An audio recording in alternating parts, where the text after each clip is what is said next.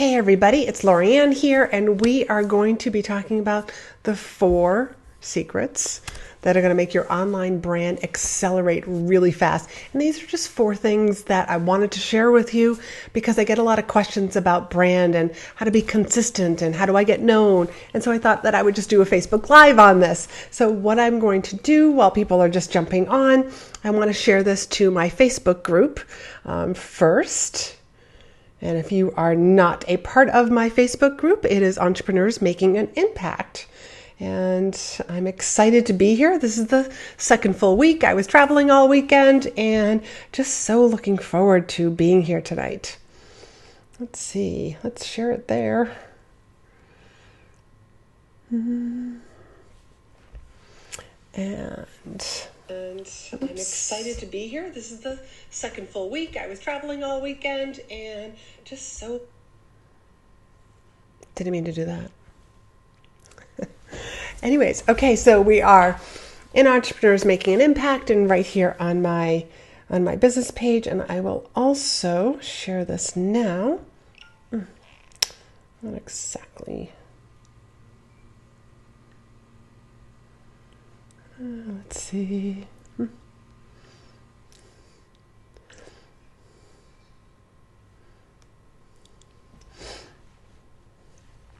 Okay, that's what we want to do. Allow a few other people to be joining us, and we are going to take a deep dive into these 4 secrets as well. And let's see. So as you're just jumping on, just love to know where you are watching from. And we are going to get started. And let's see. I was out visiting my mother out in Ohio over the weekend. My sister and I and nephew, who is joining the Army, went out to see Mom and just kind of like say hello and have a really good time. So if you're jumping on and watching, I'm just kind of jump on and say hi and let me know where you're watching from. And let's really talk about this brand stuff, these 4 secrets that are going to help you accelerate your brand online super quickly. And these are things that I see way too often. I get these questions from my private clients, and I see a lot of these questions show up in Facebook groups as well. So the first thing I really want to start off with, a brand is more than a logo, color, and font. If that's all that it was, when you think about when you see the color that McDonald's uses, when you see that yellow, our brains are so trained because you've seen it over and over and over again that you see that's McDonald's. You don't even have to see the rest of the world. I mean, that's how fast our brains work. So if all it was a particular color and logo, well, then all you would have to do is plaster your brand colors and your logo and your fonts everywhere. And that would draw people they would start to remember is that going to be your brand? But a brand is so much more than just that. There's an energy that comes with it. There's the way that you speak. It's your type of language. It's the way that you maybe educate your audience. The way that you write, the way that you do Facebook Lives. I mean, it's that's all part of who you are as a brand, as a company. And one of the things I love to share with my clients is if I'm watching commercials, I like to guess who it is before they actually say it. And there's a very particular company that comes on, and their logo is red. Let me know if you know what I'm talking about. Their logo is red, but their commercials are very predictable. As soon as the commercial kind of starts, you've got this idea. It's Target. This has to be Target because Target actually doesn't say that it's Target until the very end. But their commercials are so predictable. Why? Because it's a certain brand. Is your writing, are your Facebook Lives, if you're speaking in front of audiences on stages, is there a particular way that you show up? The way that you speak, the way that you walk, the way that you do a Facebook Live, the way that you start an introduction. Some of my friends who are here in the online spaces, other business coaches, I mean, their beginnings to their Facebook Lives are very predictable. I don't even have to listen and to hear what they're talking about, because their body movements are very predictable. It's just part of their brand. It's just part of who they are. There's a lot of stuff about our brand that we can't change. It's just who we are. The way that you speak, the way that you talk, the way that you educate people, that's all part of who you are. One of the things that I think about, when you're creating a logo or you're getting some brand photography, there are certain questions that the graphic designer is going to ask you that, your brand photographer is going to ask you.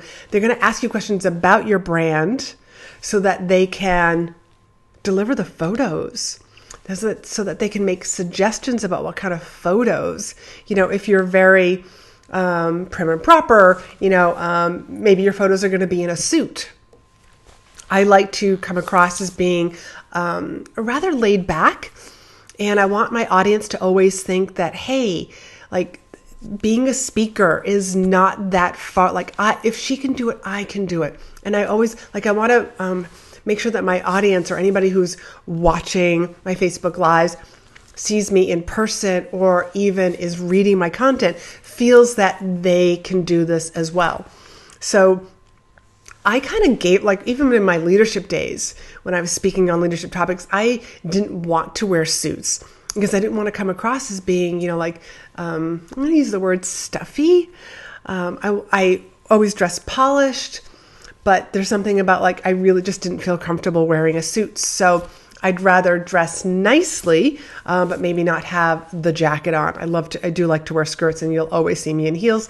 Wearing heels is kind of part of who I am. But I always ask my clients, what do you want people to feel? What kind of experience do you want your clients to have when they come to your website, when they see your logo, when they read your posts, when they listen to maybe a podcast that either you host or that you've been on? Just having all of these, just being yourself, but can you define what yourself is? Mine is definitely a little more laid back. A lot of my brand photographs are in casual clothes, jeans even, but chances are I did have a pair of heels on. If you do see me during on stage, I'm wearing heels, I'm wearing a skirt, I'm wearing a nice top. Other times I'm still wearing heels, but I'll have nice dress pants on. But wearing a suit to me is just not comfortable. It's just not me. And again, as I explained, I want my people that are watching me, people that are listening to me, people that are learning from me, I want them to feel oh, if she can do this, then I can do this also. I can get up there on stage. So part of my brand is also sharing my experiences. My very first speech, when I left corporate and was suddenly found myself speaking, I accidentally became a speaker, my first speech wasn't good. And I shared that. I shared that on podcasts. I shared that with potential clients, that my speech just kind of started. It was just all teaching. And then it came to a drastic halt. So my first one wasn't good. But guess what? I got better and better and better. I should dig back up and go see what my first Facebook Live was like. But granted, my first Facebook Live, I also had some speaking experience. Look back at your first Facebook Live. How many people here are watching, who are watching me right now, actually do Facebook Lives? I'd love for you to give me a thumbs up, give me some hearts if you're watching the replay. Same thing. I'd love to know, because your first one, did you feel that it was as good as your last one? So number one is just realizing that your brand is much more than your logo, your colors, and your font that you're using. So another way to make your brand stand out, number two, is what do you believe in? And being able to share what it is that you believe in. What's your thought leadership? What's your philosophy on things? Being able to share that information with people. For me, I believe that there are 3 pillars or a triangle, if you will, to my coaching and to my beliefs around coaching. And that is that you have to have the psychology. That is the base of the triangle. That is the foundation that has got to be nice and strong. Without a strong foundation for your mindset, for your success psychology, the other two pillars, the other two parts of the triangle are just going to collapse. What are the other two sides of the triangle? Is having a plan, knowing what your strategy is, and then being able to take action on that plan, being able to execute it, being able to carry out the plan. But again, without that strong foundation, the other two don't matter. If you don't have a strong success psychology, I don't care how good, your plan is, you're probably not going to execute on it. And it just it's that foundation. So that's a key piece. Let's see, some of my beliefs around speaking. One, there are so many different platforms. I'm a reformed, painfully shy girl. And if I can speak, I know that you can also. This happened to me by accident. Some of my beliefs are, there's that quote that's running around. That's 90 or 95% of the people are actually afraid of public speaking and would rather die than actually have to speak publicly. I don't know. I have looked, and I don't know where that study came from, where that quote came from. And I think it's a bunch of hogwash. I think it's just a bunch of bullshit, basically.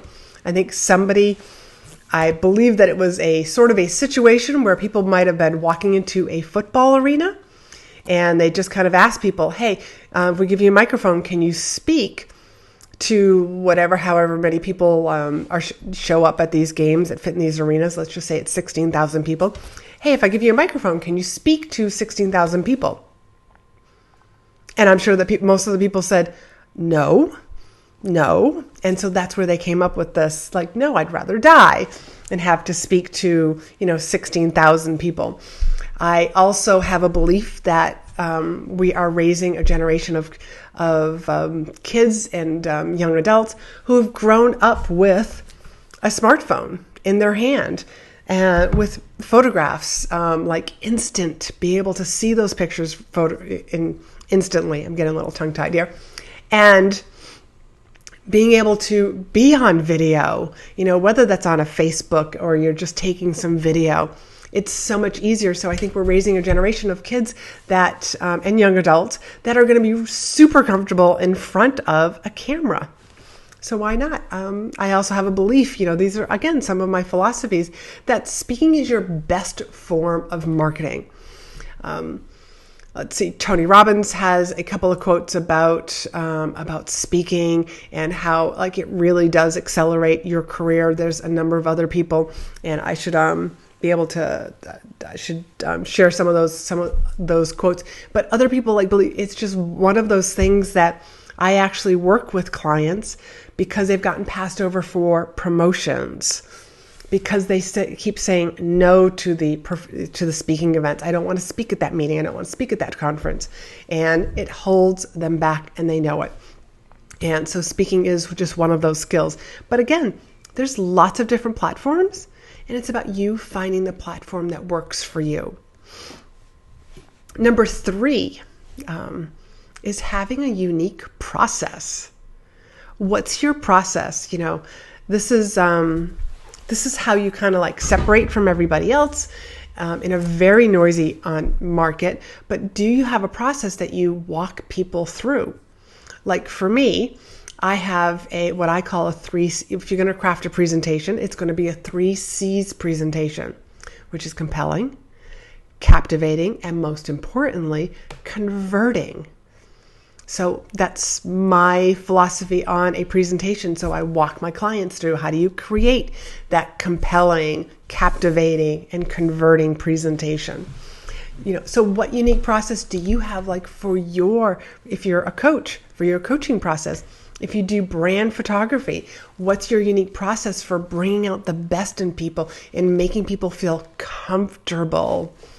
And, getting the essence of their personality on film. If you do brands, if you do websites, how do you, what's your unique process for doing this so that it's done in a day? I know that there are some people that I happen to personally know, and they're doing a website in a day, doing a sales page in a day. They have a process for doing that. so that they get the most out of their clients. Their clients are very happy at the end of the day. I know that I did this for my membership site, In Demand. I had somebody, and she does logos and she does branding in a day. And you literally book her for a day. Yep, there was some work that I had to do beforehand. But again, that's all part of her unique process.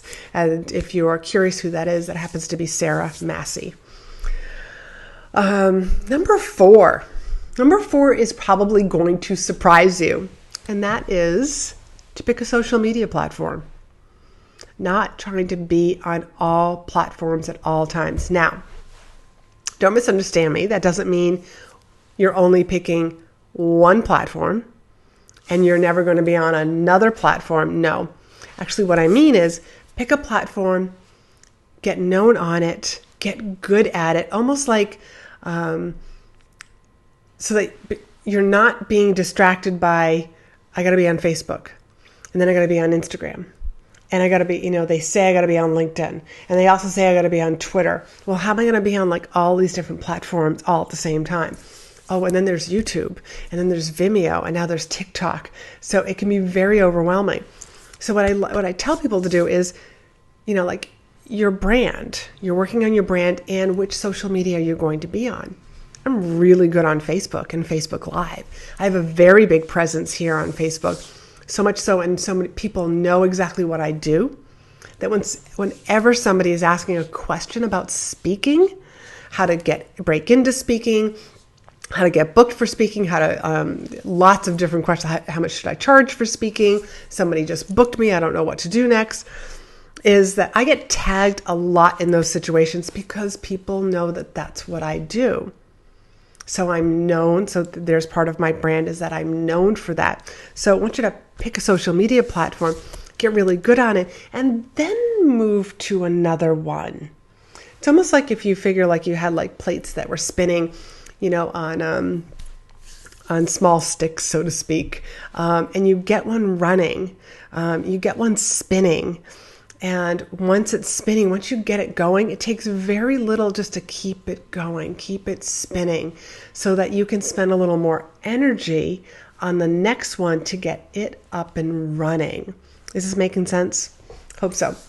Because then you can add the third one, but just get really good at what your audience likes, what sort of images resonate with them, what sort of topics resonate with them, and then just kind of like move it on to the next one. That's how you get known, not just known for your business and what you do specifically, but also that helps with your brand.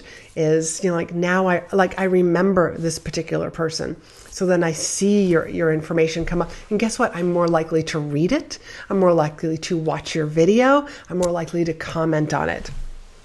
So these were four that I wanted to share with you. And just to kind of review them again, a brand is so much more than just your logo, your colors, and your font. Number 2 is to share what you believe in. Your philosophy, your thought leadership, to share that sort of information. That's how you're going to stand out amongst the others in the crowd. Number 3 is to have a unique process. How do you walk people through your specialty? And then number 4 is to pick a social media platform and not trying to be on them all at once. Get really good, get really known, build up an audience on one, and then add the next one. And this is how I have grown my business, using speaking, because social media is a platform. Facebook Lives, this is a platform. If you've seen me in person, that's a platform. This is, and I enjoy doing this. And I have a team of people who help support me. Like there are, if you are on my email list, then you know that the show notes come out to this. So while you're watching this, feel free just to say replay. If you've got any questions, I just wanted to kind of come on and give you guys like a short snippet of just how to accelerate your brand online. And again, this kind of goes back to what I talked about last week, picking a lane and sticking to it. So I'm going to tell you the same thing here. Pick something, be able to like name what your energy is, name what you stand for, and just stick with it. Write about it. Do Facebook Lives about it, like social media posts, talk about it like in your whatever platform it is that you love, whether that's podcasts, stages, doing small presentations, workshops, retreats, etc. The list just kind of goes on. And I hope that you've enjoyed this and you've gotten some value out of this. And again, like this is 2020. And we're going to have a great year, and I'm looking forward to some of the Facebook Lives that I have, scheduled coming up, and some of the programs that I am also planning out, and just really, really enjoying, because I'm listening to what you guys have to say, my audience, my followers, what you're looking for to learn from me, so that you can pick a platform, so that you can get known in that platform or that industry and move on from there and just get bigger and better and scaling your business. Let's add an extra zero at the end of your paycheck and your revenue at the end of this year, if you will. You guys have a great evening. It was great being with you tonight, and have a fabulous week.